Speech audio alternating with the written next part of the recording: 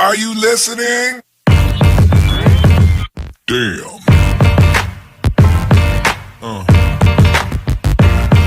Yeah. Yeah.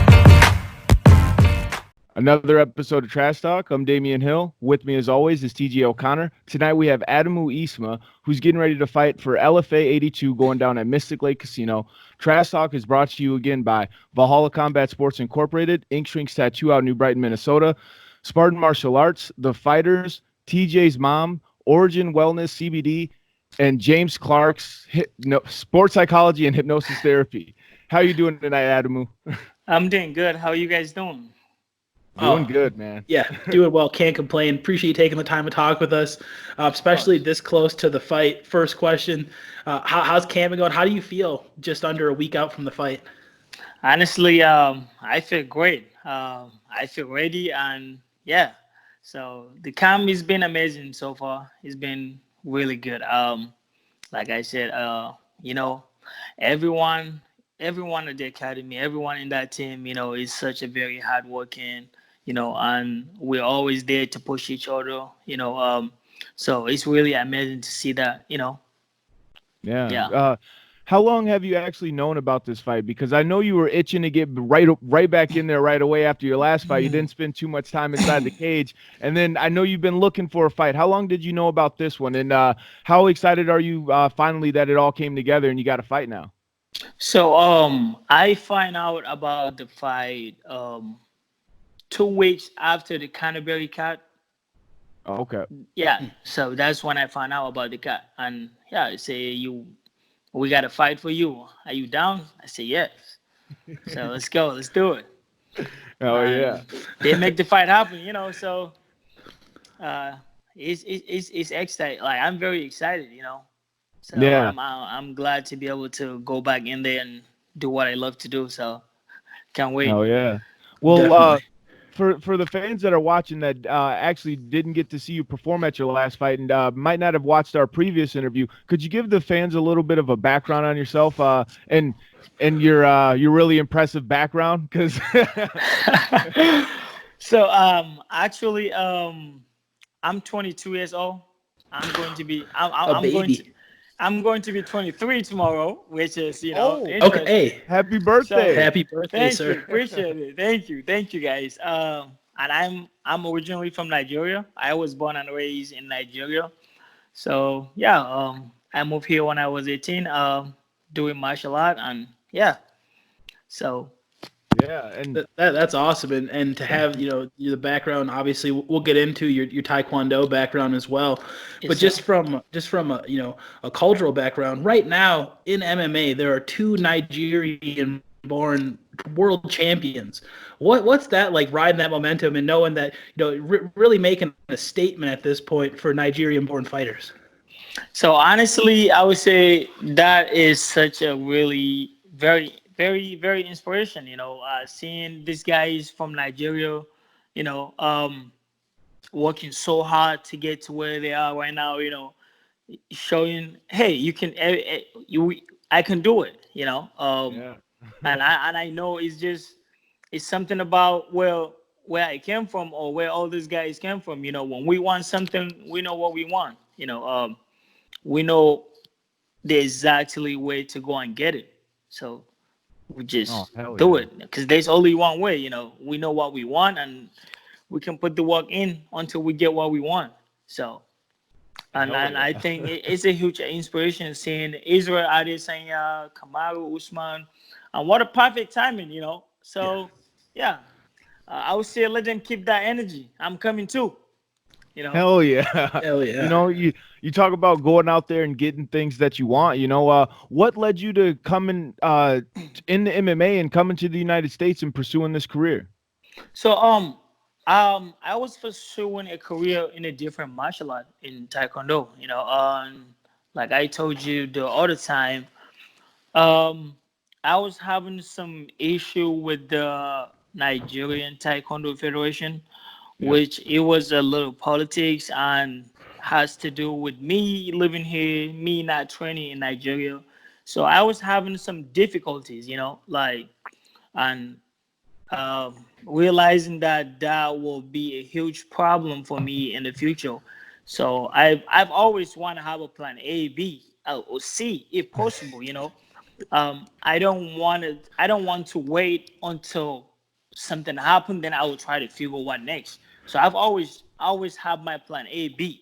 So what if this doesn't work? What next? This is my plan B. Yeah, and Dude. so now I say, you know what? Now we're gonna do it this way.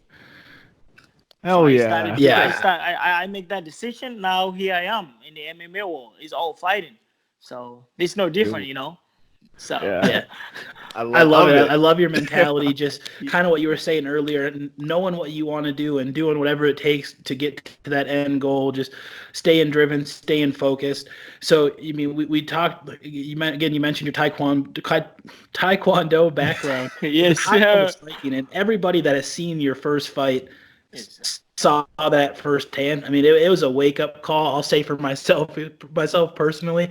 A lot of the times when you have a guy who's 0-0 in MMA making his debut, you never know what to expect, and then all of a sudden you come out and it looked like a tornado was in the cage with all those spins. And then I don't know if you know this, but I actually live in Denver, Colorado, and I heard that body kick from down here. I was sitting at home, like there was like a little slap in the background. I mean, it was thunderous. I mean, your striking prowess speaks for itself. Did going to the academy and knowing, Greg Nelson, his, grappling background, did that play a factor in the ultimately choosing to go to the academy as your home gym? It's really does. Honestly, like I told you, I feel great about myself. Like I told you, if I have to go on a wrestling tournament right now, I can go. I want to, which I am going to, So after my next few fight or after this fight, I'm looking forward to a wrestling tournament. I'm going to be attending this wrestling tournament, jiu-jitsu tournament, you know. So I feel great being at the academy for less than 2 years. The amount of experience I gain is amazing, honestly. So yeah, it makes me believe every day I'm where I'm supposed to be. You know, so Hell this is yeah. this is where I need to be, and I'm really glad I'm here. Oh yeah. So Well, tell us a little bit of about your opponent, if you know anything about your opponent, and what kind of a fight you expect to bring on February 21st. oh, I would say I'm going out there and do my thing. Like I said, it doesn't matter what kind of style, but I would like to do what is normal. Go out there, watch my opponent video over and over, study, but still knowing that anything can change. He can be a different person tomorrow, so I'm not relying of what I've just seen from his video or his fighting style. It's just a little kind of a heads up to myself. I also know what he can do, and knowing that anything can change tomorrow, anything can change on Friday. So I know he Yeah. he might come up looking different. If he's a jiu-jitsu guy, if he's a wrestling guy, if he's a striker, hey, he might come up on Friday with something else.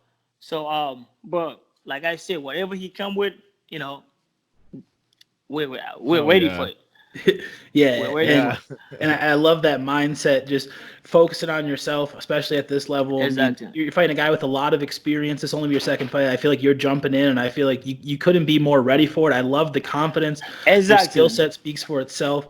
Without worrying about what he's going to do, because I love the way you worded that. What's the one thing you have to do on February 21st to make sure that you get your hand raised and remain undefeated? Like I said, the one thing I need to do is to stay focused. As long as I'm focused, I'll get the job done. Like I said, um, I'll, I'm really comfortable here, man. I'm comfortable. Being the Yeah. underdog is really where I want to be, and I'm not scared to be there. I'm comfortable, so I like that feeling. I like Oh that yeah. feeling being Well, at the bottom. So oh yeah. yeah, Well, I love everything that you Yeah. said. Working on your grappling, working on your striking still, knowing that that's what everybody's going to be afraid of, but also willing to jump in there in the there wrestling tournament, get your exactly. grappling skills. always ready to expect changes because, like you said, things could be different on Friday, and this dude could come in there totally different from what you've expected. I love the mindset. I can't wait to see how you perform February 21st. Before we wrap it up tonight, are there any fans or any sponsors you'd like to give a shout out to, or any teammates you'd like to thank? Oh man, there's a lot honestly on this list, but I can give you honestly, my whole teammate are amazing. Like I said, teamwork. We're always there for each other during the practice, outside the practice. They've been really amazing. Like all these guys from the academy, especially now in this camp, we have the Rose Nama Juniors, and our coach. They were in town for about 3 weeks. They were very helpful. So I'm really glad they're there, and I really appreciate I get to be a part of it. These guys, you have a lot of killers in academy, man. John Castaneda, Sean.